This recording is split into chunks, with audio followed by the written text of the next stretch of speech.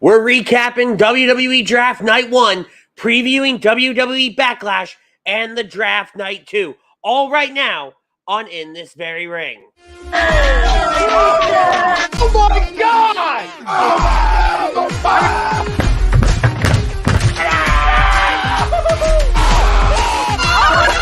embarrassed! He's flying! Welcome in. It's almost time.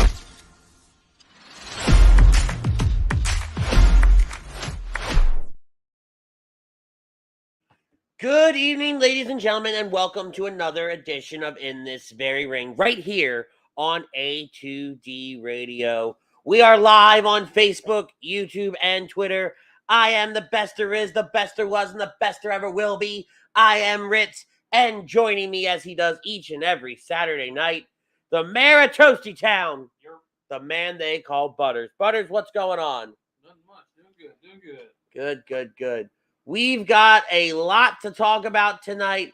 We are brought to you by our friends at Al Z Travel. Al Z Travel specializes in creating the vacation of your dreams at Disney, Universal, or wherever your heart calls you. Let their talented team of travel experts create a custom vacation for you without any of the stress. Al Z on over to alonz-travel.com/take the trip to get in touch with myself, A2D's very own Chucks. Speaking of Chucks, he's there in the comments, or any of the other talented travel agents that we have in the company. And we will start planning your next stress-free vacation tonight. So, Butters, we are 24 hours removed from the end of night 1 of the WWE Draft. And I have a lot of mixed feelings about this draft. From how it was presented, to where people ended up, to who didn't get drafted, and certain verbiages that were used throughout the night, and how people were split up. Okay, I must have missed some of those then. It's one. I'm talking about the verbiage, anyways. The verbiage was just all the constant shots at Roman Reigns. Okay. That Triple H seemed to have been taking between that night and when they announced the title, which was this past Monday, correct? Yes. Which we'll also talk about that as well. So we start out talking about our topic of conversation, which is brought to you by Specialized Physical Therapy. Dr. Paul Vidal and his team at Burlington, Cherry Hill, New Jersey. He's our doc. Make him yours. Dr. Paul Vidal, SpecializedPhysicalTherapy.com. Smackdown 1, night 1 of the WWE Draft. Now, are we including the supplemental? Well, yeah, everything, because that was technically night 1. Okay. It was It used night 1 superstars. Okay. And it was night 1 supplemental is what they called it. It used the remaining pool. Correct. Okay, I want to make sure before answer this question. I mean, yeah, I don't want to go answering the question with it. We're not including that. No, I'm including everybody. Everybody that was drafted last night. So, I mean, you count the number of superstars, and I did the math that were drafted to both sides from night 1. You did math? Yes. I'm impressed. I know, right? As much as I hated math in high school, that was my best favorite. That was my best subject, apparently. Apparently, English wasn't. Exactly. Second best, but hey. SmackDown got 21 superstars. Okay. Raw got 24 superstars. Okay. Night 1, if you look at night 1, just coming out of Friday, when they showed the rosters of what was picked, night 1 versus night 2. My first thing was. You mean what was available to be picked? Yeah, between what was available to pick, and what. So let's pause on that for just a second. WWE earlier this week released names. They were splitting the talent pool up. Half of the superstars were going to be available on Friday night. Half of the superstars were going to be available on Monday night. With limited NXT selections each night. Correct. Limited. And there were very limited. And we're going to go through all the picks. We're going to recap everything. I've got the rounds on my phone, how it all went down, because we're going to go round by round. and talk about them. There were 4 rounds last night, and then we'll talk about the supplemental as well. So carry on. So if you look at the graphic they did at the close to the end of SmackDown, it's who got what, Right, just from the draft. Yeah, right before the main event happened. Right, for the main event. Mm-hmm. SmackDown pulled hell of talent. They pulled everybody practically. Versus Raw had this little tiny ass little graphic of people, and you're like, shit, Raw got checked. You're looking at going, Raw didn't get many because SmackDown's picking a lot of the teams. Right. Picking OC, Street Pop. So it's looking like this big quantity massive, is more, but is the quality there? But then you look at the supplemental draft. Mm-hmm. SmackDown gets what, 2-3 superstars, 2. and Raw got Everybody else. almost everybody else. Right. It's the undrafted free agents. Right. So as far as the SmackDown win draft night 1, if you're looking at talent, if you're looking at who got pulled, I'm looking at quality over quantity, because when you look at the draft, and all NFL fans are doing this right now, as the NFL draft I think is officially over by this point in the night. Okay. I know night 1 was Thursday, night 2 was Friday. I would have to say quality wise, Night 3 always screws me up on Saturday because I think they do it during the day. I don't bloody know. You can tell how much I watch. you get 1,000 nights worth of drafting. Exactly. So throughout all of that, right, they always look at who they got, not how many people they got, right? They always look at the who. So while yes, SmackDown got more people because they were taking more teams, did Raw get the better quality of talent? No. I say SmackDown got the better quality of talent between the Bloodline, the Street Profits, the OC. Mm-hmm. I mean, they're getting talent. Whereas Raw's getting, yes, they got, I mean, everybody's, talent worthy, but honestly, at the end of the night, I think SmackDown ended up with a better quality of talent than Raw. Okay. So I'm gonna disagree.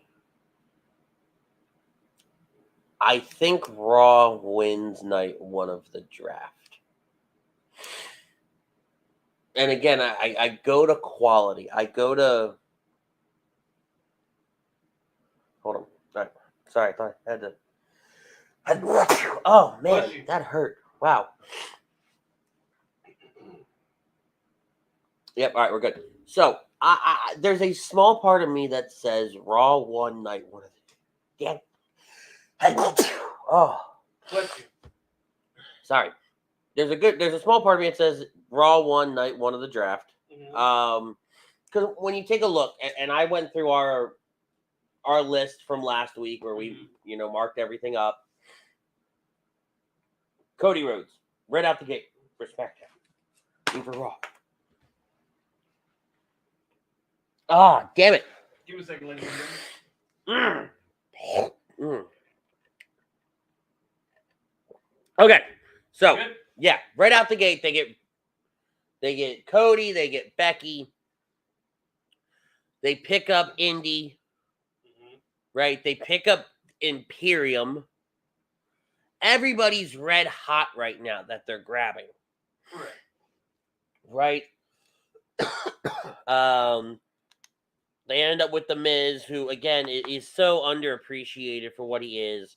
They got Matt Riddle, Candice LaRae, Chelsea Green, Sonya Deville, Zoey Stark, which is, in my opinion, is huge. Drew McIntyre, the Viking Raiders. I already said Imperium. Shinsuke comes over to Raw. Damn it, stay up there.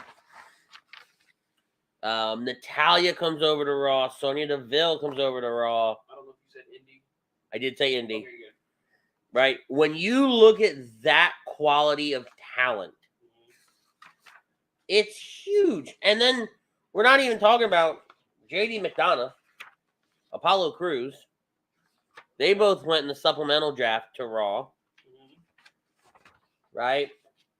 So when you look at those compared to SmackDown got AJ, Angelo, Edge, Karl Anderson, Luke Gallows, So Montez Ford, Roman, Solo, Bailey, Dakota, Io,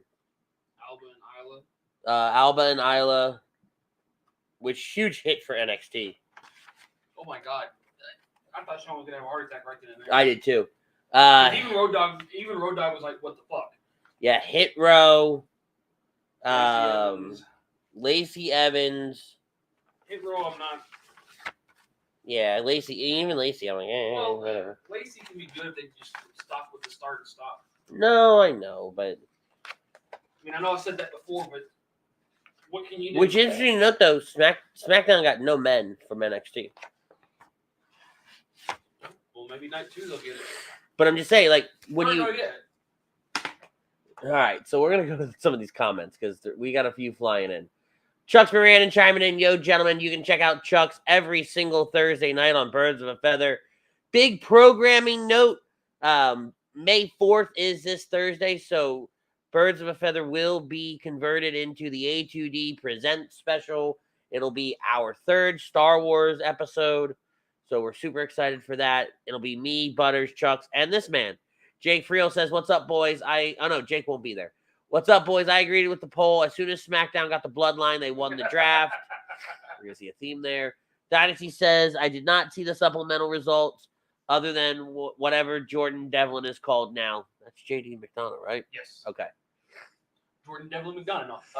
Frank Vespi said, hello, were there any Georgia Bulldogs selected in the draft? No. And Dynasty says, no, I don't think Goldberg was in the pool. Brian Wilson from Agree to Disagree says, what's up, guys? Team Butters agreed SmackDown won. Remember, guys, this is a wrestling show. I'm just saying. And then Silent Hill chiming in, if you got the Bloodline, you win the draft. So let's talk about that before we start recapping everything and everybody, right? It's a very interesting note that, by the way, Silent Hill just had his anniversary. Happy anniversary, buddy. Happy anniversary, sir. And Chucks has a birthday coming up on the 3rd. So happy birthday, early birthday, Chucks. Yes, sir. Happy early birthday. The Bloodline was billed only as Roman and Solo, and obviously Paul Heyman. Mm. Not the Usos. Now, did you get a chance to watch SmackDown start to finish? No. Okay. I was there, catching it off and on at the shop. Okay. So there was a segment early on in the night after the first round. Yeah. Where Heyman hands Solo. Okay, so you saw that. Yeah. And then you saw Solo come out during the match. Correct. And you saw Riddle come out, intervene, obviously playing into the 6-man that they have next Saturday night. Do we see the Usos kind of go away from the Bloodline? Go to Raw on Monday. I can see it because, honestly, I think, it's just me, spitballing here. This is always dangerous. But since they were split up into their 2 separate, pods of the Bloodline is these guys night 1, and then you get the Usos separate for night 2. I feel like Roman pulled the strings and said, hey, get them in night 2. And he's going to pull the strings and say, hey, you know what? They can't do what they need to do. You just draft them to Raw. It would fit storyline. It would absolutely fit storyline. Because honestly, with the Heyman segment, I was thinking the way Heyman's talking to him, if they lose, well, I think Solo's going to spike. I think Solo's going to go out there and spike them regardless. I thought that's what he was going to do right then and there, but I guess maybe they'll wait till Backlash to just, if they win or lose, the Usos lose, well, you're getting a spike and a boot to Raw. Yeah, yeah. And then, of course, another big thing to take out of draft, champion switching sides. Yes, that is another huge notion. Just looking to see. You're good. We had Bianca Belair, Raw Women's Champion. Now she's on SmackDown. Which, and all right, so she's in Belfast right now. They're doing a European tour. Mm-hmm. The Raw roster is. And They have her cut a promo. They show her video. She already is calling herself the SmackDown Women's Champion. So, one, did they already spoil that Rhea Ripley's going to Raw? Mm-hmm. And we're going to switch titles. Two, what does that mean for the match with Zelina Vega? Let's just for argument's sake, say that Zelina or Rhea, either one, stays on SmackDown. Okay. And whoever stays wins, by the way. Yeah. Then what? Do they strip Bianca of the title? Say, nope, you're a Raw champion, give that back. And now we go into a tournament for the title? I would almost have to say, since she was drafted to SmackDown, they would strip her if both titles stayed on SmackDown. They would almost have to strip her because you can't say, I'm drafting you to Raw, but then, oh, wait, the SmackDown Women's Champion didn't get drafted. She stayed on SmackDown. Oh, we're going to put you back on Raw. Especially considering, and I'll leave Chris's comment up there right now. He's talking about if the Usos go to Raw, main event Jay is winning the World Heavyweight Championship, which, again, we're going to get into. But, I mean, they always got, maybe they could have a magical trade deadline after the draft. No, everything goes into effect. No, I get that. But what I'm saying is... No, I see what you're saying. Like, to make any last-minute trades, I don't think that's going to happen. Gotcha. We're taking a look at the card right now.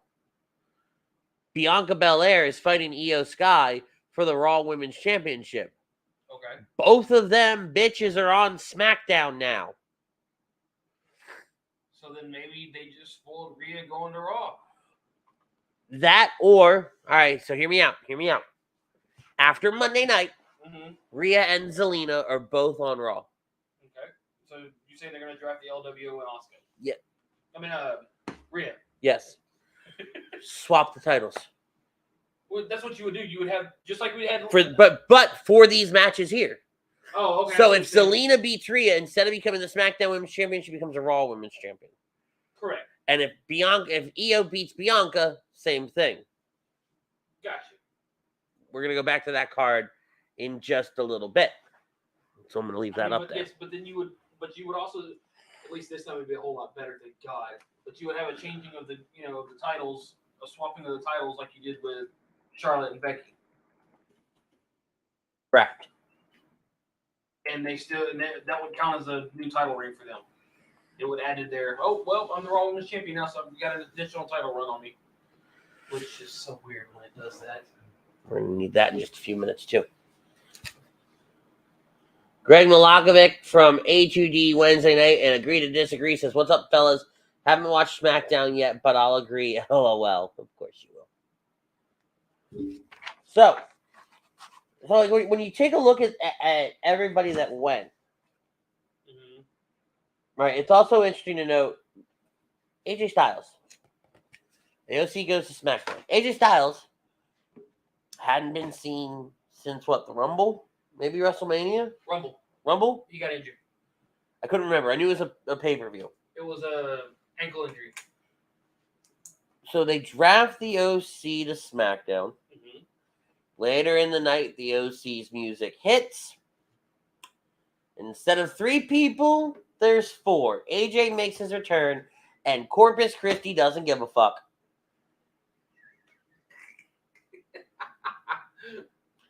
What a piss and bullshit wrestling town that is. Were they hot at all that night? Not really. So I mean, that just tells you it's not the superstars. It's just the town.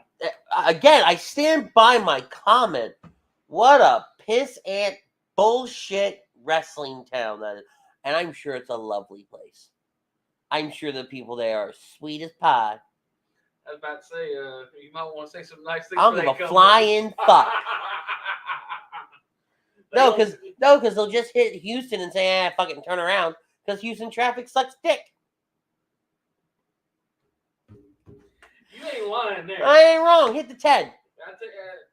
Fuck, it takes me an hour to get to work. Thank you.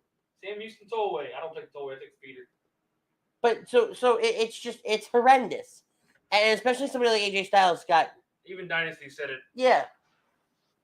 Even somebody like AJ Styles got no love, and there's a thought going around that he wasn't 100% cleared leading into last night. I mean, coming out just for what he did was fine. And then he led, because who came out? Viking Raiders. Viking Raiders came out. Mm-hmm. AJ said, "Handle your business," and then he had a phenomenal forearm after they handled their business. So maybe he's pretty decent. Because there's no way in hell he'd hit a phenomenal forearm with an ankle injury still. I mean, I'm not saying he's 100%, but he's probably really enough, 80-90% to be able to hit a phenomenal forearm. But, Michin taking care of Valhalla, the Good Brothers taking care of Viking Raiders, and now the Viking Raiders are on Raw. So now the OC doesn't have to deal with them. Right. Unless they make a magical last-minute Backlash match. Possibly. All right, so, and like I said, we're going to go through, let's go through the rounds right now. Okay. The more picks from last week? No. Well, yeah, we'll do that too. Did you notice, I know it's been making its round through Twitter, but Rob Van Dam last night. Which part? The part that he's reading a card upside down. Yeah. How high do you have to be to read a card upside down? I mean, was him and Matt Riddle in the back going, yeah? I think so, because did you pick up on who? I sent it last night to Jax. Where's that quote?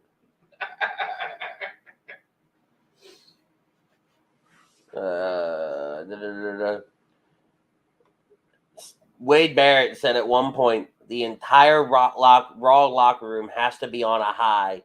That was right after drafting Matt Riddle. I did hear that part. You're right. I had a good ha-ha with that. All right, so we're going to go through the rounds. We'll talk about everybody, kind of go back and forth. So we start the night off.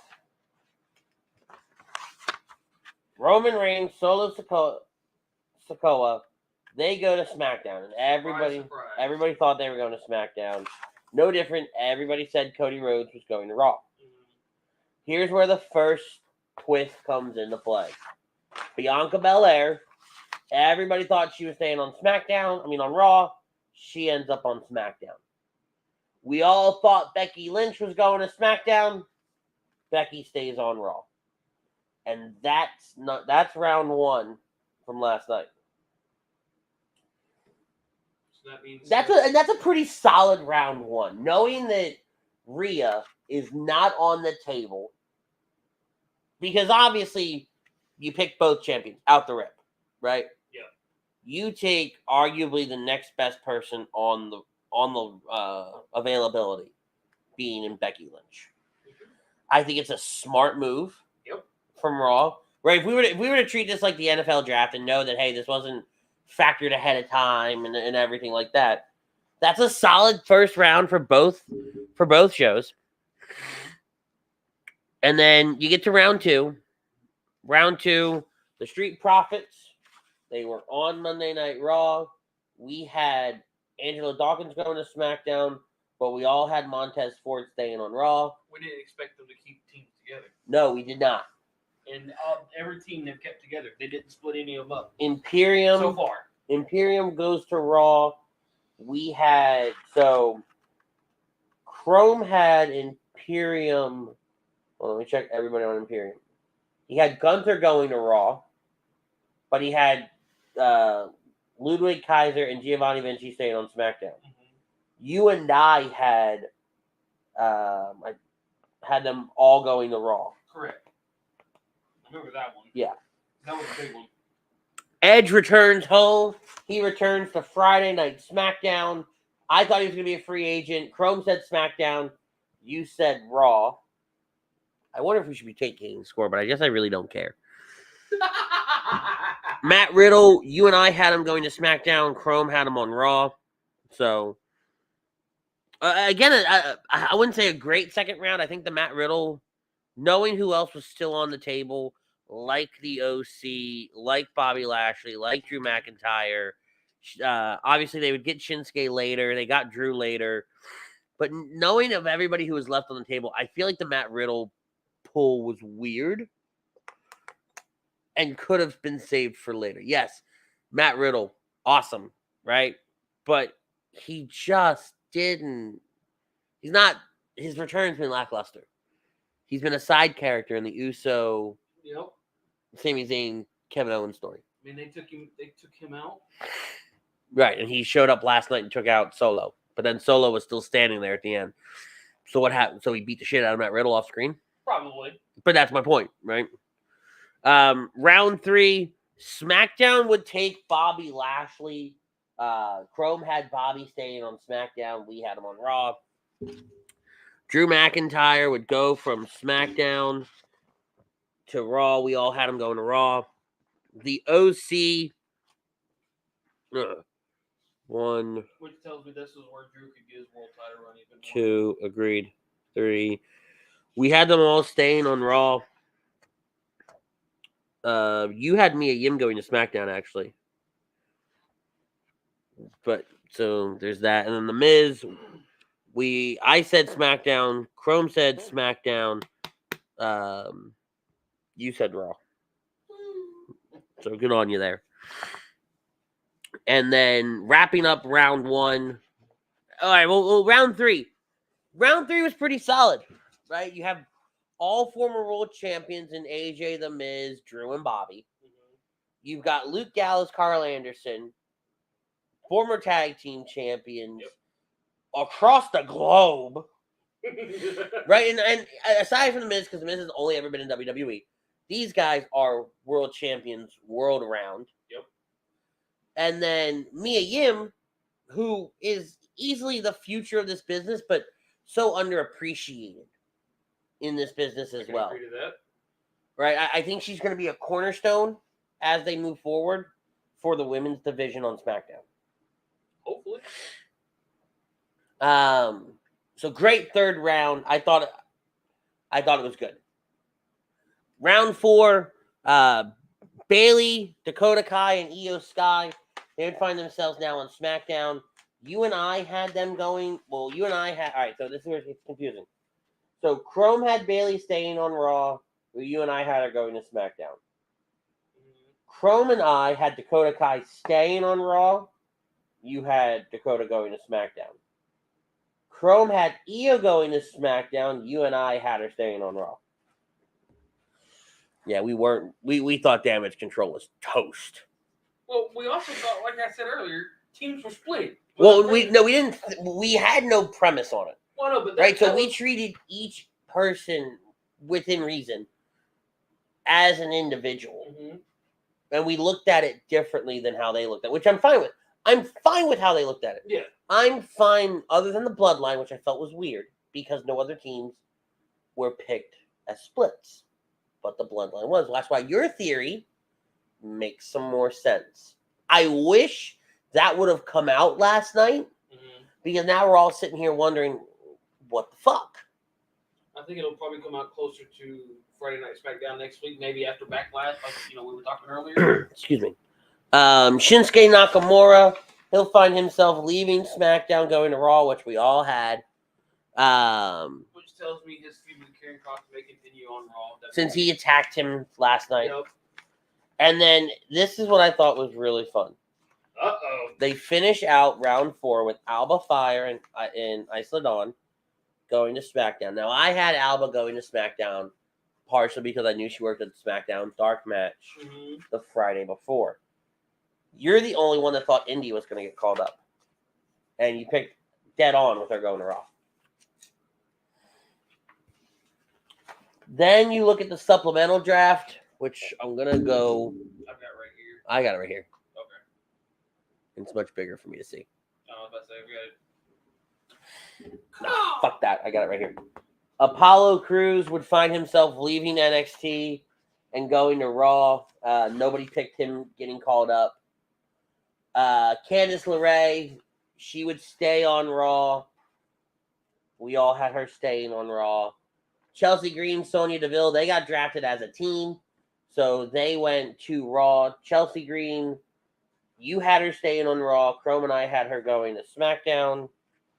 Sonya Deville, where are you? And the complete opposite. No, same. You had her going to Raw. We had her staying on SmackDown. Dexter Lumis is on Raw. I'm the only one that said he was going to go to Raw. And it's interesting to note, somebody tweeted this out earlier as well. The Way is back together. They're all on Raw. Johnny, as of right now, Johnny, Dexter, Indy, and Candice. Well, Theory was. And Austin Theory is also on Raw. But fuck him. He's doing his own thing now. Right. The Hit Row, they stayed on SmackDown, and I do believe we all kept them on SmackDown because none of us gave a damn. I don't even think Amy said anything because we didn't give a fuck. Yep. Stayed on SmackDown. No, I'm sorry. We had we all had them going to Raw. Yeah. Ashanti, B-Fab, and Top Dollar. I don't think I'll ever say that again. JD McDonagh, he'll go from NXT to Raw. And if my hands don't want to work anymore. There we go. Nobody had JD getting called up. Lacey Evans would stay on SmackDown. And I think we all had her staying. You're the only one that said SmackDown. Both of us had him on Raw. The maximum male models, fucking idiots. Chrome had the boys getting released. You had Mace become a free agent. I said SmackDown. You said Mansoor would end up on SmackDown, and I said SmackDown. We thought Dupri would go to SmackDown. They all end up on Raw. Natalya will go from SmackDown to Raw, and you had her going to Raw. You did pretty good in this. You and Chrome. Me and don't get me wrong, I had my own fair shares as well. Right. The Viking Raiders, they would go to Raw from SmackDown, and so nobody had them going. There's Ivar, there's Eric, Valhalla, all stayed on SmackDown, and then rounding out the draft would be Zoey Stark from NXT. She would find herself on Raw, which I love that for her. I love Zoey Stark. Come on. Work with me, hands. And we all said she would go to Raw, and she did. So, great stuff from night one of the draft. I'm very happy with it when it's all said and done. How do you feel? Night one? I'm feeling so far okay with it. Okay. I want to wait, for night two before I fully get the full feel of, how I feel about the draft. But I think night one, they did a pretty good job. It was interesting with the whole pools. To me, I know you're doing 2 nights of drafting, but I feel like you could have done away with the pools. I kind of like the old style of just go out there, pick your people, go back, do a couple things. Yeah, but this in a way kind of makes it to where we know everybody will get drafted in some way, shape, or form. Now, granted, Dolph Ziggler, Mustafa Ali, and Von Wagner, they all go undrafted. They're free agents. So Von Wagner was the other pick that was limited for NXT. Yeah, that was revealed on the lowdown. So weird. Omos would find himself MVP would negotiate his free agency so that he can be on both brands, which I like that building into that storyline. Because it means they're going to try to give him more exposure. Was Corbin in this draft? Corbin is on Monday night, right here. Oh, wait, no. Okay, so his draft is going to be Monday night. Yeah, so getting drafted Monday night. Akira Tozawa, Alpha Academy, Los Lotharios, Angel and Humberto, Asuka, Austin Theory, Baron Corbin, Braun Strowman and Ricochet, Brock Lesnar, Bronson Reed, Cedric Alexander and Shelton Benjamin, Charlotte Flair, Dana Brooke, Elias, Emma, Johnny Gargano, the Judgment Day, notably just Finn Balor, Damian Priest, and Dominic Mysterio, Karrion Kross with Scarlett, Kevin Owens and Sami Zayn, LA Knight, the Latino World Order, Rey Mysterio, Santos Escobar, Cruz del Toro, Joaquin Wilde and Zelina Vega, Liv Morgan and Raquel Gonzalez, Nikki Cross, Piper Niven, Rhea Ripley, Rick Boogs, Riddick Moss, Ronda Rousey and Shayna Baszler, Seth freaking Rollins, Shotzi, Tamina, Tegan Knox, the Brawling Brutes, Sheamus,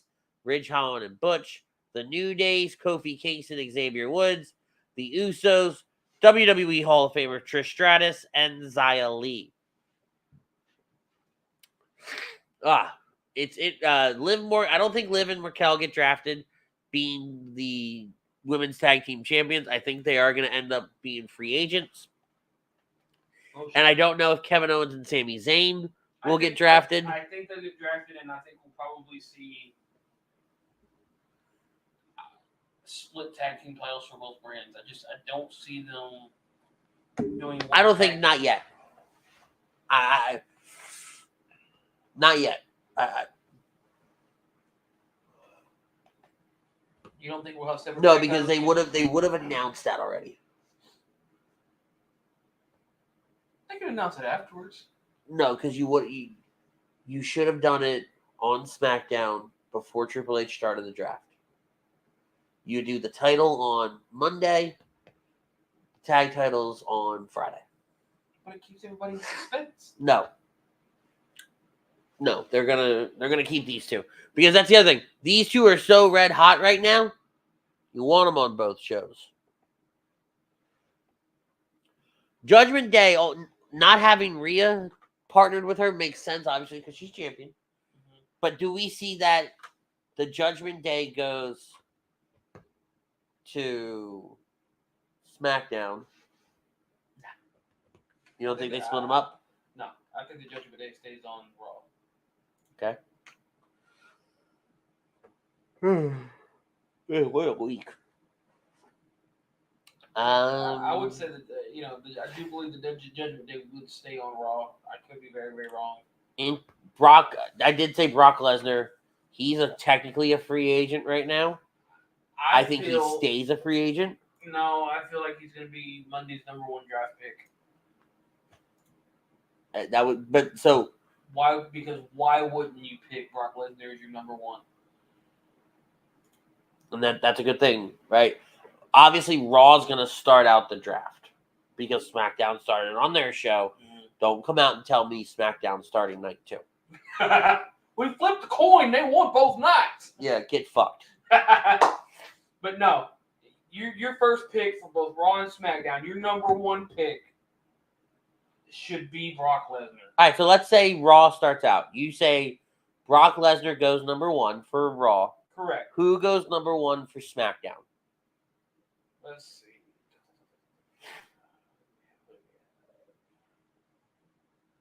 I would almost say Rhea Ripley. No. Fuck. You want my answer? Hold on. I think I've got it, but it keeps going up a little bit more. I just want to double check the.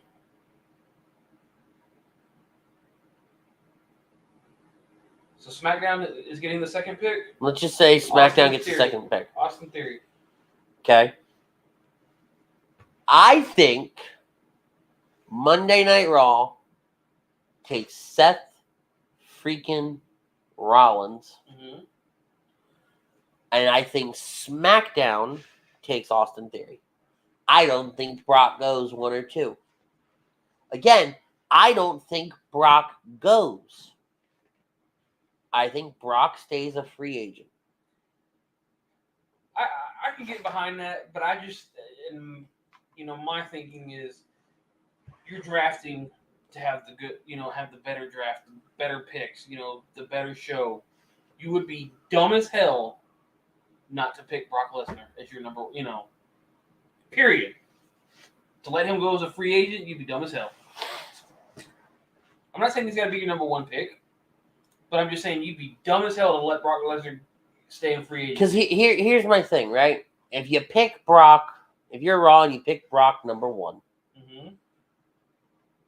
the next logical choice is Seth Rollins.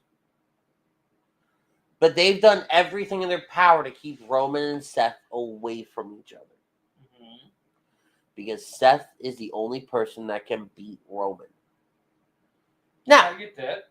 If they turn around and say, okay, we're going to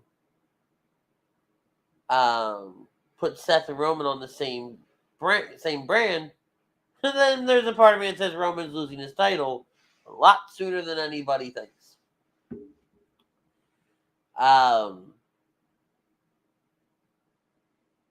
Interesting note, Cedric Alexander and Shelton Benjamin are going as a tag team. The Latino World Order. I could even see them going first round. Yeah. There's a small part of me that says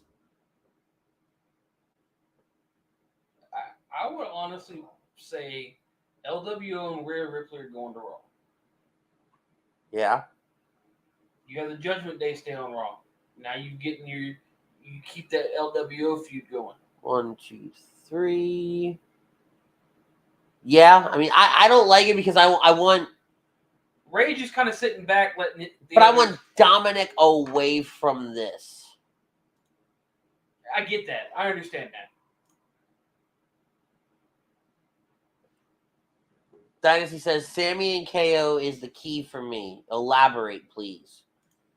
He also says Naomi debuted in Impact. Is it sad that I don't care? When I see it, I go, "Hey, Rob, Naomi debuted in Impact." Okay. Like Everybody is like my reaction, his reaction. It was the same. It was like, okay. I just didn't give a damn. It's. That sounds so bad, but I mean, she kind of did it to herself. I don't disagree. You know, yeah, she walked out, but she had a chance to come back, and you know, her stock went down, so now she's got to go to Impact, make a name for herself again, in a sense. Mm-hmm. You know, maybe go to Japan for a little bit. I'm just surprised AEW didn't scoop her up. What does that say about her? I think it's a surprise AEW didn't pick up Sasha either. I think Sasha wanted to go to Japan first. Don't disagree with you. I feel like Sasha wanted to, you know, try out Japan before she tried anything else, because she could have gone. She can go anywhere she wants. You think her stock has stayed up there regardless? Not really. I'm not saying it's up there high. I'm just saying her stock kind of stayed up there. Here's the problem. Even though here's the problem with Sasha. Crybaby? And everybody knows it. Look at the fact that she was in Japan, won the title, lost the title, and nobody said anything. Her first title defense? Which is common for Sasha. Yep. It just kind of flew under the radar. Like, if you weren't paying attention, missed it. But and what everybody else was getting at also, she signed an extension with New Japan too, which was weird. Why would you drop the title?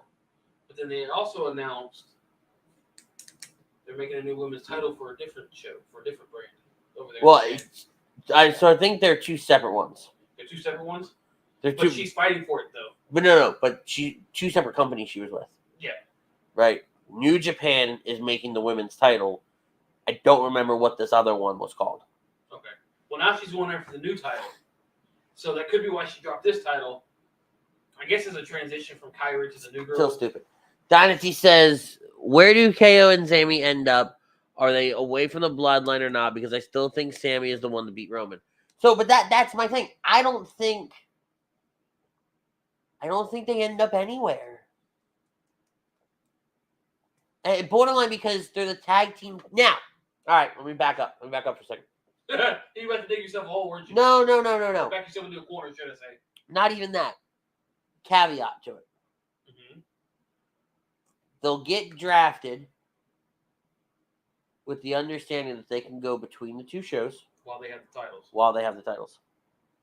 And then once they lose the titles, they go back to fuck off back to Raw. So they fuck off back to SmackDown. So the titles just go in between. The titles. So like the women are going to get drafted. Yep. But with again, like you said, with the caveat that you lose the titles, you go back to your brand, and hope to God the titles come back to you. Exactly. I can see that. Exactly. And when you're not really doing anything, you're on Raw. You're not going to be on every SmackDown, right? You'll be on what's needed to further your story. Yeah. Before NXT's got to make 2 new tournaments. No. So it was announced they were interviewing Alba, Fyre, and Isla Dawn, I'm sorry. And Chance and Carter challenged them to a tag team title match on Tuesday. So they're dropping the titles. Mm-hmm. Indy was in a boot. Did you notice that? Yes, because of spring breaking. Right. So I think she's going to vacate anyway. Rather than them do a storyline where she drops the title or whatnot, I think she's going to come out on Tuesday. I think she's going to vacate it. Let them do a tournament. Because they lost 3 of their heavy hitters. I don't think they're going to vacate it because her injury wasn't bad. Yes, she got pulled in the back. There was the idea that they were going to, mid-match, they made the call, you know what, give the strap to Tiffany. Uh-huh. And then all of a sudden, Indy's like, no, I can finish the match. We can do this. Because apparently, if that's the case and that ankle's not that bad, they just put a boot on it, let it heal for a week or 2. While she's not in the ring, she's got a boot on. That makes sense. So maybe Tuesday night, she can take on Tiffany or Roxanne and just have, because I don't, like you said, it's hard to strip somebody, have a tournament, because we all know how fucking wrestling loves their tournaments, even though the fans don't. Yeah, i.e. the Owen Hart Memorial Cup is coming back. But this year it's actually ending in Canada. Okay. We did nothing with it. It is true. We gave them titles that they did nothing with. And we've never seen since. I guess they were like trophies. Kind of like the... Don't call it a cup! Well, no, because, they gave them title straps that were, No, fuck you! Well, look at Braun Strowman winning the biggest Royal Rumble ever and having that green title. He carried it around for a little bit, though. Okay. Right? And then everybody realized real quickly nobody gives a fuck. But we never saw the titles. Right? Well, I think a lot of that also had to do with, didn't Adam Cole get injured around that time and was out for freaking ever? They're fucking relevant at that point. This is true. They're fucking relevant. Again, like I said, wrestling companies that love the only way now, here's the other bitch of it. One, don't call it a cup. You didn't give them a cup. I thought it was called just the Owen Hart tournament. I think now it is. Last time it was a cup. Okay. 2. Don't call it a cup if I can't drink out of it. Right. Stanley Cup, I'm looking at you. 2. If you gave them titles, the way my wrestling mind works, and call me fucking crazy, but fucking Adam Cole and Britt Baker should get an automatic pass to the finals, and you gotta beat those assholes to win the tournament. Or you win that tournament, those are straps to cash in for a title shot. Oh, so we're just gonna option C this thing? But it's from Impact? In a sense, but they're one-time use titles that, you give them the title. Hey, do you want to go get a title shot? Ladies and gentlemen, that's also called the Money in the Bank briefcase. Exactly, but they're titles. Ladies and gentlemen, it's also called the Money in the Bank briefcase. Ladies and gentlemen, it's also called the X Division title. Ladies and gentlemen, it's called fucking stupid. Feast or fired. Oh, yeah. Feast or fired. Forgot about that. What a clusterfuck that was. I'm surprised Impact hasn't used Feast or Fired in forever. Fuck. Because they realized it was stupid. I love Feast or Fired. Of course you did. Feast or Fired was fucking great. It was Money in the Bank, but fucking 10 times more. Don't get me wrong. The presentation, after you win the briefcase, and then they do that thing in the dimly lit room where they open up the briefcase, like all dramatic and shit. They're some of the funniest things to go back and watch. But holy fuck, are they cheesy as hell. I mean, Well, I loved it. shit. But it was also a good way to write out a superstar when he was ready to leave the company. Or just loser leaves TNA. Or you do what they did to poor Eric Young and just literally kill him off. Also that. But I always like Feast or Fire. Speaking of killing. Uh-oh. We all know Pretty Deadly's getting called up now, right? like, we watched a mob hit Tuesday night. Like The Godfather was reenacted in South Florida. Like, I swear to God, if Pretty Deadly gets drafted Monday night on Raw, I'm going to call bullshit on spring breaking. Now, I will say, this is a great time to repackage them for the main roster. Please! Because I said this last week when we were talking about those fucks. That will not go over well on a national circuit. Those short shirt wearing motherfuckers. The 80s called. They said, please, God, give us our gear back. I mean, could y'all imagine if he wore one of those? Ow! God damn it. Yeah, bitch. Ah, that was my already hurt finger. Oh, don't say stupid shit next time. It was Next time it's the keyboard. It was just a comparison, damn it. Next time it's the fucking keyboard. It's one of those ones that says nobody wants to see it. They don't want to see it on them. Anywho, but we watched a murder. Yes. The family put Pretty Deadly. First of all, I have such a problem with this. Was it like a trunk match or something? Yes, like that's what I have a goddamn problem with. We didn't get an ambulance match. No. Buried alive. No, we didn't get a stretcher match, an ambulance match, a buried alive. We got ways to kill people. If you wanted one, we'll find one for you. Not a Hell in a Cell. Sorry about that. Didn't know your finger was hurt. I didn't expect you to block. Not a Hell in a Cell. Ding like a motherfucker. Not a, nothing. Nothing, no traditional match. We got a trunk match. I haven't watched wrestling in a long time. A long time. And never in my wildest dreams did I ever think I would say the words trunk match. We've had a fucking scaffold match. Let me finish. Sorry, it just come to my head. On a WWE program. Now, if we would have been talking about, I don't know, Global Force Wrestling, Mission Pro Wrestling, Premier Wrestling Federation, any podunk independent promotion, fuck, I'll even give it to Reality Wrestling. What about Bronze Old Wrestling promotion? Sure. I'll give it to them too. But we're talking about the WWE. This is a global promotion. Like, it hurts to think about this. And you put 4 guys in a trunk match. 2 guys portraying Italian mobsters. The mob, the mafia, the family. It was supposed to fit the theme. Which, by the way, another tangent. We have the Bloodline, who's all about family. And then we got the Italian mob. If that doesn't write itself, I don't know what does. You got the Samoan mobsters and you got the Irish. Fuck. Italian mobsters. Oh, no, we got the Irish with the Brawling Brutes. Oh, that's right. We got the Irish mobsters, too. Yeah. Fuck. So it's like going around Epcot. Speaking of Epcot, if you ever want to go to Disney, you should contact our sponsors, Al on Z Travel. Al on Z Travel specializes in creating vacation your dreams at Disney Universal or wherever your heart calls you. Let somebody like me, a talented member of their travel agent team, create a custom vacation for you without any stress. Al Z on over to alanz-travel.com/take the trip, and you too can go around Epcot. Nice segue. Thanks. I mean, but So you had the mob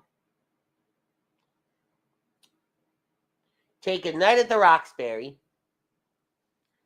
and stuff them in the back of a car. Why couldn't they have the FBI have done that years ago? I rest my case. In the back of a car and smoking skull title that thing into the drink. Sleep with the fishes. Ha! On national TV, too. You know, that's their next match. The Sleeping with the Fishes match. 12 minutes, take a water with fish.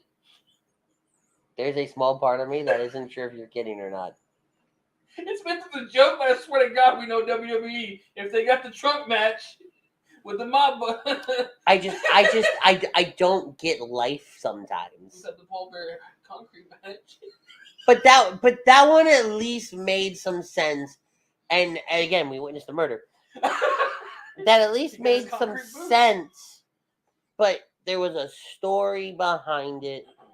And they brought him back later on, and they kind of glazed over it, and that's fine. But how are they going to glaze And this over is the height of the... Back then, social media also wasn't a big thing. I know.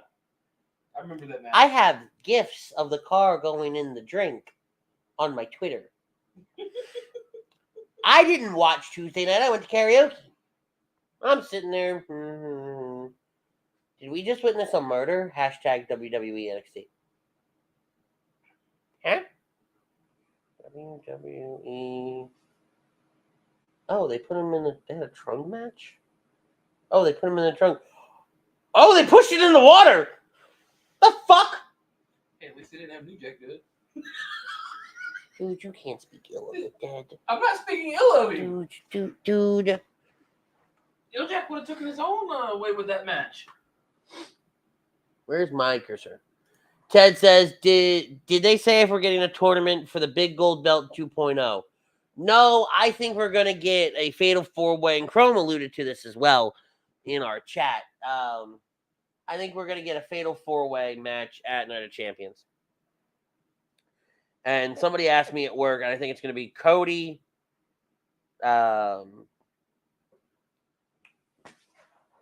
Seth if he stays on, Drew, and I don't know who the fourth person's going to be.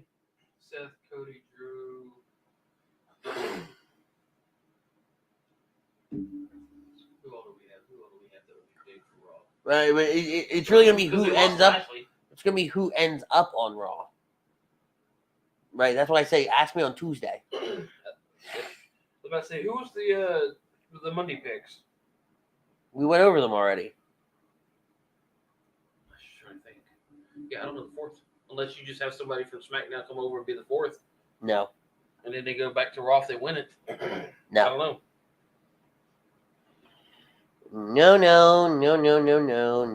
No.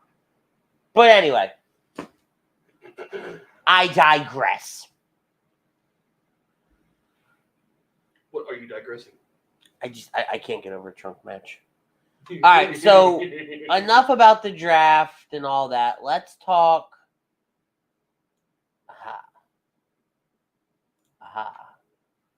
Oh, this man found the double. I know what I'm doing. Ted says, who do you want to see win it? Riddle, Edge, Seth, Cody. Can't win it. Cody can't win it. He's got to be the one to beat Roman. No, Cody's not beating Roman.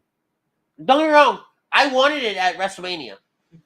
I wanted it something bad. I think you wanted it more than I did. Yes. Have you heard their stupid idea for 40? No.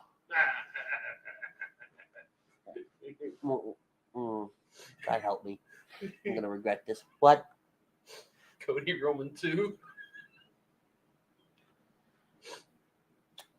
Is it sad that there's a small part of me that doesn't really hate that because the first one was so good? No, I'm just saying, but Okay. right now that's the running idea. We all know it changes in the next, Right. But right now, that's the I idea. think Cody's winning this title. Well, let's call a spade a spade. Cody's going to win the title. If it's not Cody, it's Seth. End of story. So let's talk about Backlash for a second.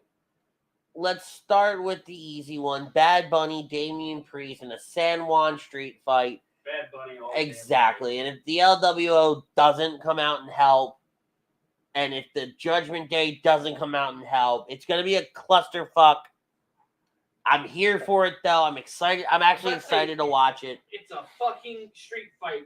What was the last match we just watched? It was like a no DQ street fight or whatever that nobody fucking came out and helped. I don't remember. I don't remember either, but it was one we were questioning. It's no DQ. Yeah. Fucking everybody needs to just come out and interfere, but nobody fucking did. Anywho. I think Bad Bunny takes the win there. That's an easy one there. Bianca Belair versus Io Sky. Both of these are now SmackDown superstars. I think Io's going to win. I think so, too. I think Io wins. Now this... Sorry. Fuck. I can almost say Io could win this one and go to Raw, splitting up Damage Control. Possibly. If Rhea Ripley gets drafted to SmackDown.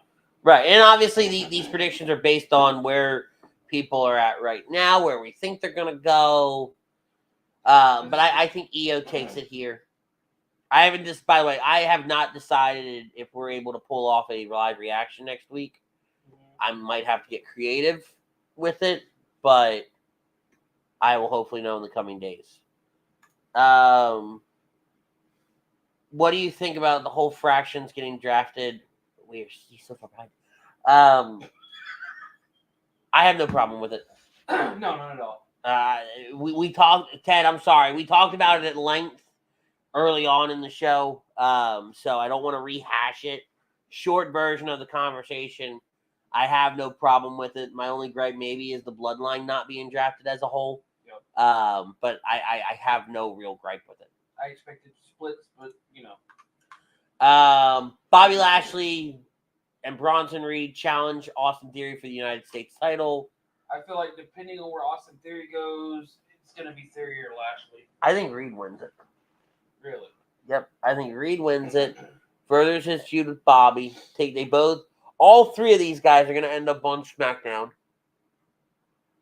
Right? Because they're not going to have the U.S. title and the Intercontinental title. No, I get that. But it'd be so weird to continue just to move everybody from one show to the other, even though I know we talked about it earlier about Karrion Kross going over to, keep taking on Shinsuke. But it's so weird. You want to shake things up, but all you do is just swap brands on a lot of these people in the feuds. Yeah, but it is going to shake things up because there are people. It's going to shake things up for the viewership because there are people that watch Raw only, that watch SmackDown only. Okay. And now it's forcing them. If you like Austin Theory, God help you. If you like Austin Theory, then you're going to have to start watching SmackDown to see him. True. As they get ready to go back on a massive tour stateside, obviously they do every week, but they're hitting a lot of big cities this summer. You want those people to be visible. And moving people around does give different visibility to different people. I think Bronson Reed wins here. I could definitely see that happening. I don't want it to happen, but I could see it happening. Seth freaking Rollins versus Omos. Rollins. Don't care. I guess it's really my only thing about this match is we had zero reason. It was just put together because we needed a match. Rhea Ripley versus Zelina Vega. Rhea. As much as I would like to see Zelina win, I think Zelina wins it. Call me fucking crazy. Okay, you're crazy. Fuck you. But I think Zelina wins it. It's Puerto Rico. I don't know. Like No. It would be great for Zelina to win it in Puerto Rico and get that. And this is their first event there. It's not like Clash of the Castle where we thought Drew was going to win, beat Roman and everything like that. They do things over there. They've never gone to Puerto Rico. I mean, yeah, but Puerto Rico gets a good moment with Bad Bunny, though. this is bigger. I think this. No, I feel like this is bigger, but we all know they can have it just as good with Bad Bunny. There's a part of me that says this main event's tonight. No, because the 6-man tag's in the main event tonight. I think because of her, I think it main events. This doesn't. Roman's not in this, so no one gives a fuck. I understand that, but what? But my point being, right? I think because that 6-man tag match is for nothing. It's other than maybe Solo turns on his brothers. The outcome of that match doesn't matter to me, right? The only thing it's going to rival is Cody and Brock Lesnar. But Brock's going to probably want to go on early. So that match might actually, Cody-Brock Lesnar match, which I think Cody wins. Agreed. I think that match goes off pretty early. First, second match. So I could 100% see Rhea Ripley, Zelina Vega closing out the show. Dare I? Because one way or the other, you get the feel-good moment with Zelina winning the title for Puerto Rico, yada, yada, yada, blah, blah, blah, blah. LWO, Rey Mysterio, everybody out there with her. You get that killer moment in the ring. Rhea wins the title and give her nuclear heat. So it can go either way. Yeah. The hope is that Zelina wins. Selfish hope. The unrealistic hope. Just because you want to see it for Zelina. She's worked so hard. She deserves that title. Yeah. Right? This LWO thing, it's giving her a new purpose. She's not just the pretty face on the outside. Right? With a Jack 6-pack ab. Yeah. She can go. So that's my point. I wish I could have that 6-pack ab. Instead, I have just a regular 6-pack to drink at home. No comment. None at all. Jack Butter. So Cody Rhodes, I think, takes Brock Lesnar. Yep. And then I think Matt Riddle, Kevin Owens, Sami Zayn beat the Bloodline. Because I think we see everything fall apart. Solo takes out the brothers, whether they win or lose. Something deep inside me feels like this is the Bloodline winning it to try to get some of that momentum back that they've lost since WrestleMania. Maybe. But I got to go with the Bloodline. I don't know why, because, I agree with you in the sense of Riddle, KO, and Sammy winning, but at the same time, I feel like this is where... Usos have been on a losing streak, though. True. So, yeah.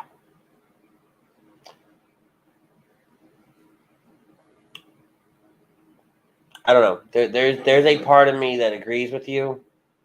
You want to build it back up, but the story that they're telling is the Usos can't get their shit together. Correct. The Usos can't win a match. The Usos are the weak link, and Roman's going to trim the fat. Especially if the Usos get drafted to Raw, the writing's on the wall at that point. Because again, we all know Roman can pull the string, so to speak. I mean, for all we know, that could be Raw's #1 pick Monday night. It's not a bad pick. Hey, you know what, SmackDown? Y'all got the Bloodline. Fuck y'all. We're going to take the Usos. Not a bad pick. Not a bad pick at all. I didn't think about that earlier. I didn't either. But that could be the number 1 pick for Raw because they're like, you know what? We don't want you to have the whole Bloodline. We want the longest reigning tag team champs. We want the most decorated tag team champs. Mm-hmm. We want the big boys in our yard. You can have your tribal chief on y'all's little fucking island of... You were great if you would have just stopped after the tag team champions, by the way. The big boys in the yard. No. Yeah. Either way. It's okay. But no, I'm with you, right? I'm with you there, and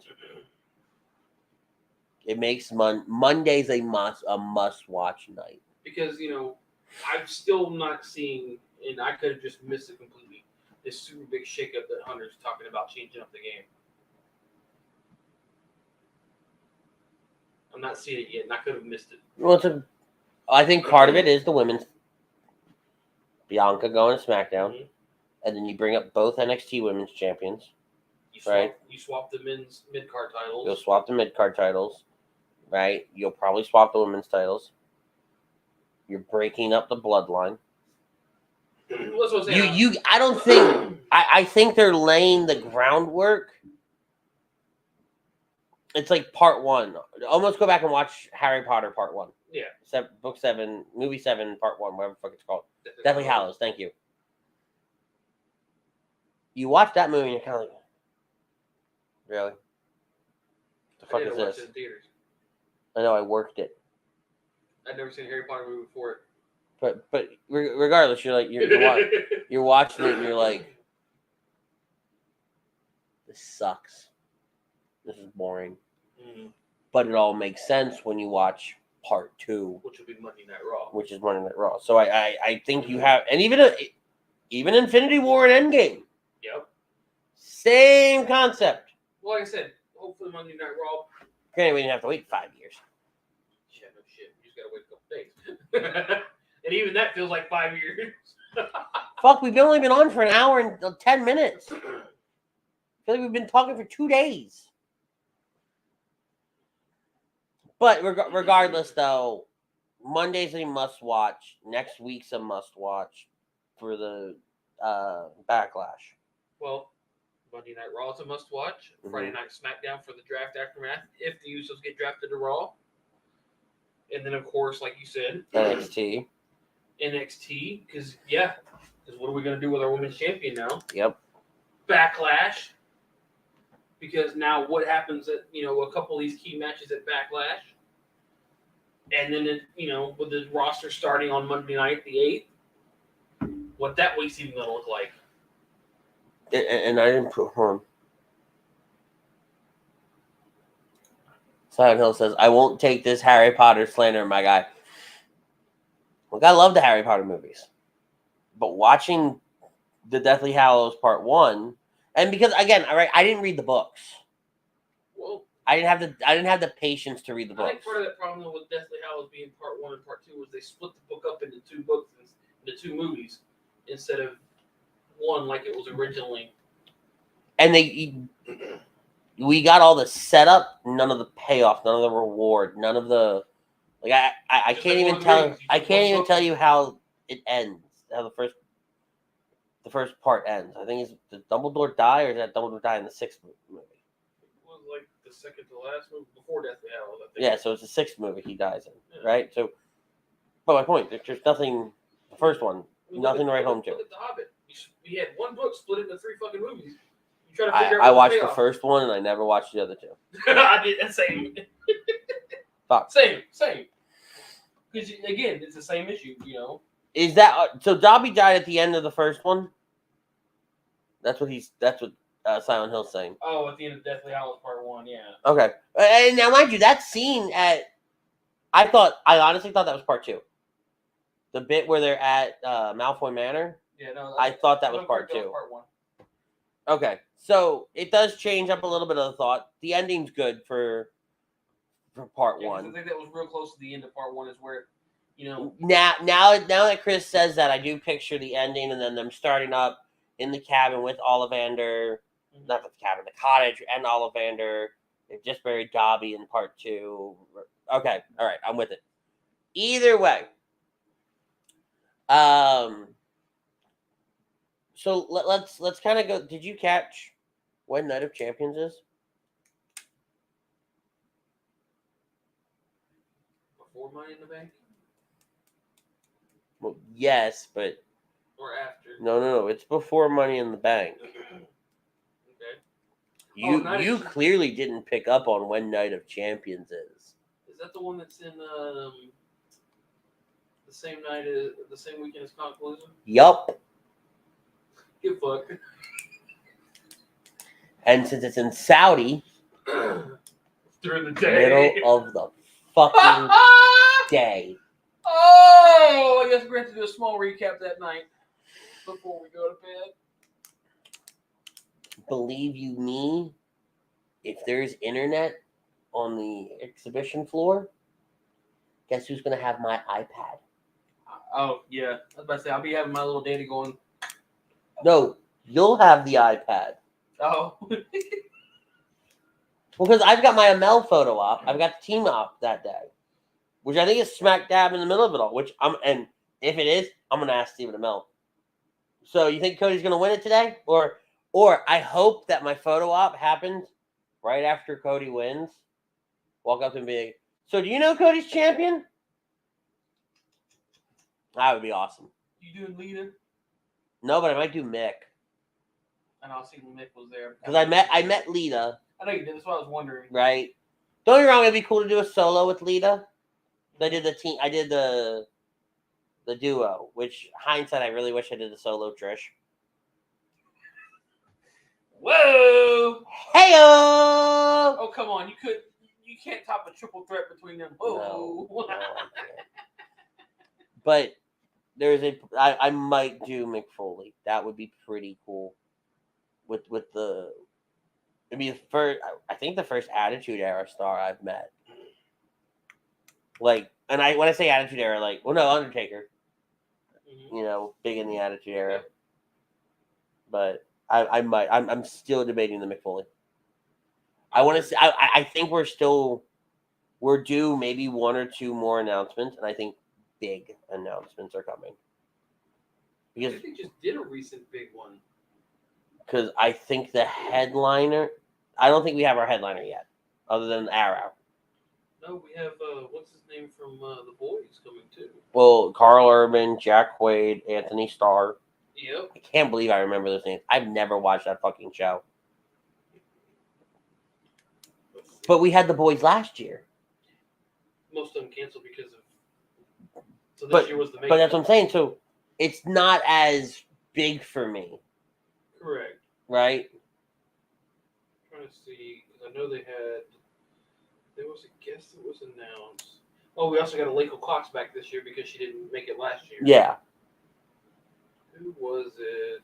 That's that. What the hell was he? Nope. Oh. The dude from, but see, Namor. I don't think he's as big as. Well, I know, but it's still a big name for most people. Not really. Maybe fans of the Black Panther movie. And I'm not saying I'm not a fan of the Black Panther movie. I'm not a fan of. I'm not a fan of Namor. Got you. Right. I've never, and I don't mean just from that movie. I mean just in general. I'm not a Namor fan. Okay. Right. To me, it was just. I felt like that was. I don't, but that's not that's not headlining. I mean. No. You don't think that's a... Not when you have Stephen Amell, William Shatner, Karl Urban. Mm-hmm. He's not a bigger. I think it'll be big for the Latino community with it being Houston. I don't give a fuck. It's not. You're just trying to be right. No. Right. I'm not trying to be right. No, you are. To a certain extent, you are, whether you're consciously doing it or not. Okay. And when I say I don't give a fuck, it's Houston, right? Yeah. We understand that. We know. I don't. I know. And I don't give a fuck about what race you are or anything like that, or placating to you. I don't care, right? But when I say headliner, Stephen Amell, mm-hmm. Oliver Queen, The Arrow, Anthony Starr, Karl Urban, goddamn Captain Kirk, William Shatner, who I'm not seeing because that's $130. He's always commanded big price. Understandably so. I think we get somebody bigger. Okay. I mean, yeah, they still got to. They always leave the big stuff for the end. And there's a small part of me. I don't think it will happen because he's not doing the con rounds right now. But I would die. Picard? Yes.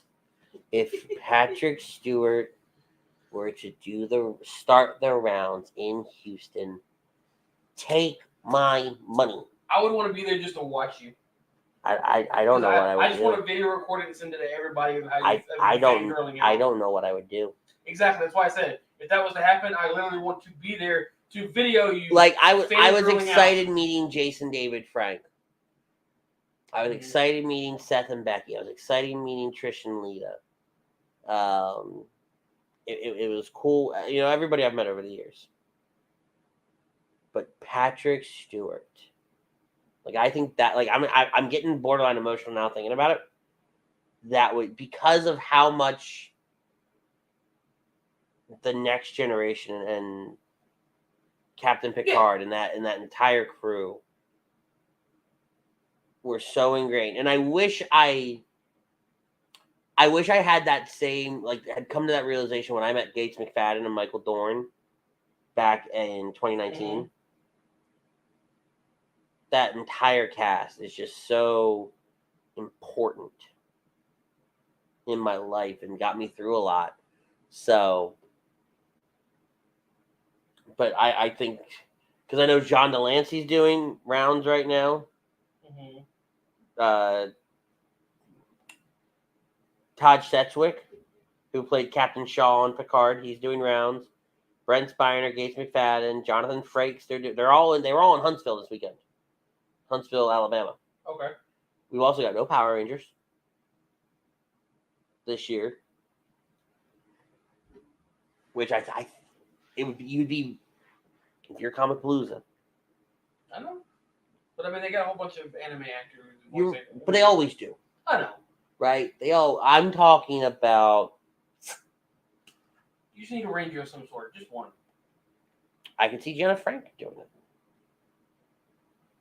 It's Houston. What about the new girl? Trini daughter. I don't know if she would get.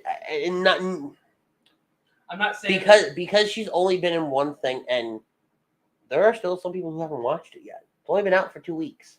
I know. Right? By then they would have, you know. But not enough. I don't think enough to sell tickets. I don't think she would garden. I don't think she would warrant enough. Now, if you told me David Yost, Amy Jo Johnson, Monday. Yeah, that's it. Yeah, if you told me David Yost, I'd be finding money. That's the one I truly want to meet. Take my money. Yeah, because that was my favorite color growing up. Blue. That's why? Yes. Okay. No. My favorite Ranger color. My favorite Ranger in general. Okay, I was like, wait a minute. No. You got to read. I had to elaborate just a little more.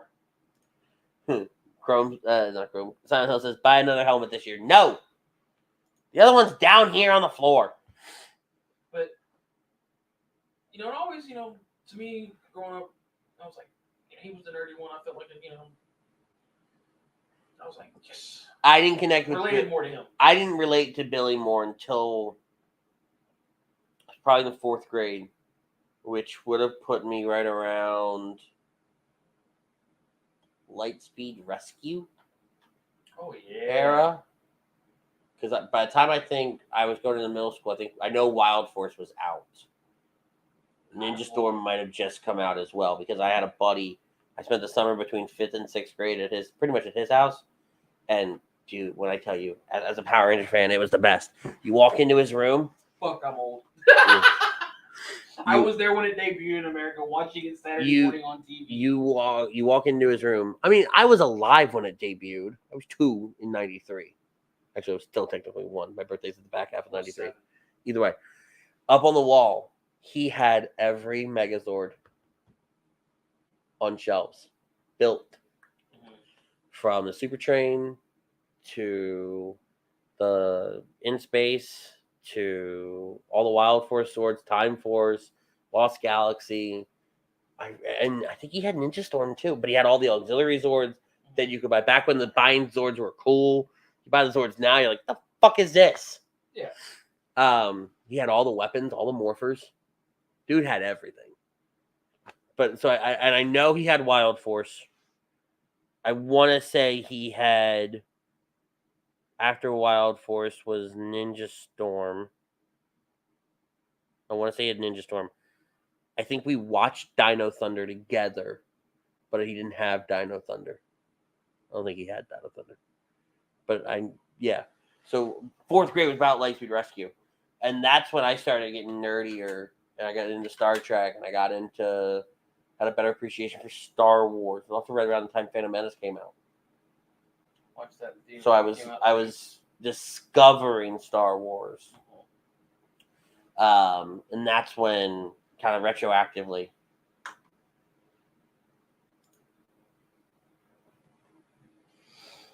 For a JDF.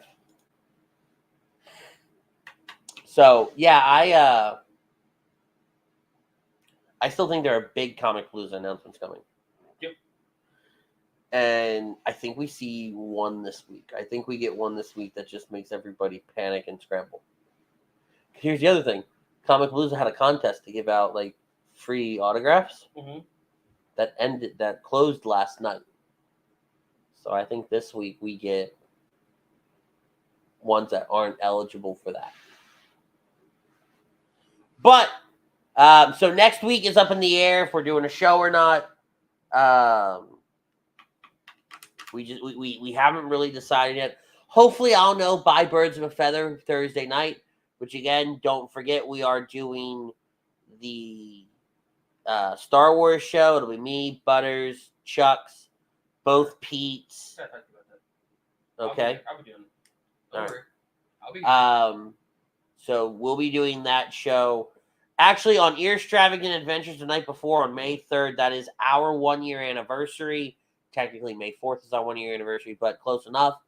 Frank Vespi will be joining us on that program, and we will be doing a Disney trivia game show.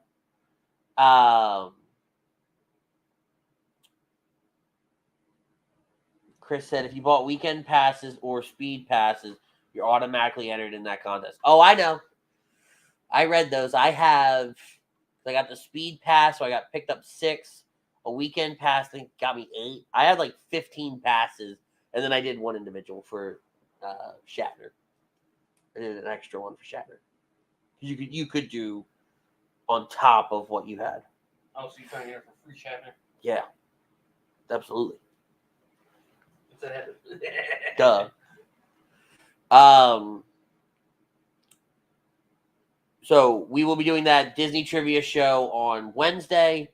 Thursday is Star Wars. Next Saturday is up in the air. God help me. And then we'll definitely be back the week after with draft recap analysis, first week of the new rosters, and Backlash Fallout. So we want to thank our sponsors for the topic of conversation tonight, which was SmackDown 1, Night 1 of the draft. Specialized Physical Therapy, LLC. Check them out on the web, specializedphysicaltherapy.com. Dr. Paul Vidal and his team at Burlington, Cherry Hill, New Jersey. And we want to thank Alonzi Travel. Alonzi Travel specializes in creating a vacation for your dreams at Disney Universal or wherever your heart calls you. Let their talented team of travel experts, including yours truly, create a custom vacation for you without any of the stress. Alonzi on over to alonzi-travel.com/take the trip, and we can start planning your next stress-free vacation as early as tonight. For Butters, I'm Ritz. We'll see you guys later this week. Until then, tell somebody you love them. Peace, love, and joy. We're out.